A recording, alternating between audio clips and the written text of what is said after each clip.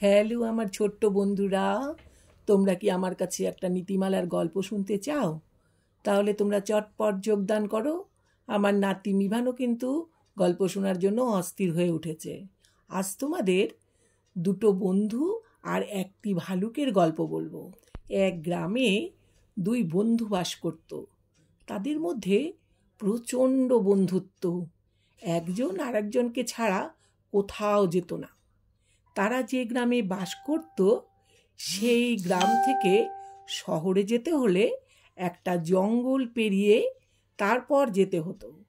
তা একদিন দুই বন্ধু ঠিক করলো যে তারা একটু শহরে যাবে। তাই দুই বন্ধু বাড়ি থেকে বেরিয়ে পড়ল। জঙ্গলের পথ ধরে তারা হাঁটতে শুরু করলো এবং তাদের কিন্তু একটু ভয় ভয়ও করছিল। এদিক ওদিক দেখতে দেখতে তারা এগিয়ে চলল। হঠাৎ করে জঙ্গলের মধ্যে একটা আওয়াজ শোনা গেল। দুই বন্ধু এদিক ওদিক ভালো করে তাকিয়ে দেখছে, কিছুই তো দেখতে পাওয়া যাচ্ছে না। তাদের মধ্যে এক বন্ধু তখন দেখতে পেয়েছে দূরে একটা ভালুক তাদের দিকে আস্তে আস্তে এগিয়ে আসছে।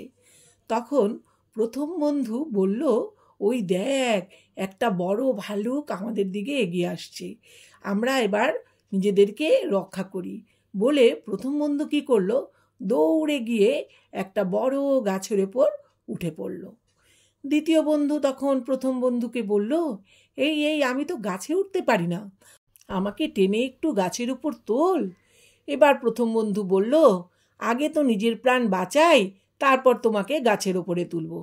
এ কথা শুনে দ্বিতীয় বন্ধুর মনটা কিন্তু ভীষণ খারাপ হয়ে গেল। এবার সে কি করবে বুঝে পাচ্ছে না। তবে ও আগে থেকে শুনেছিল যে ভালুক মরা মানুষ খায় না।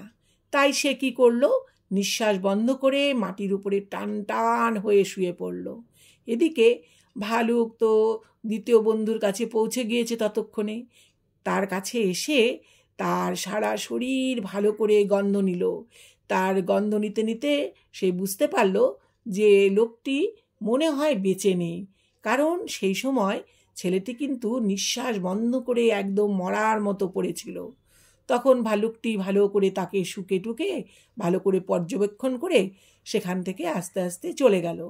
ভালুকটি যখন চলে গেল তখন সেই দ্বিতীয় বন্ধু যে নাকি মাটিতে শুয়েছিল সে তখন আস্তে আস্তে উঠে বসলো এবং সে তখন সেখান থেকে যাবার জন্য উদ্যত হলো।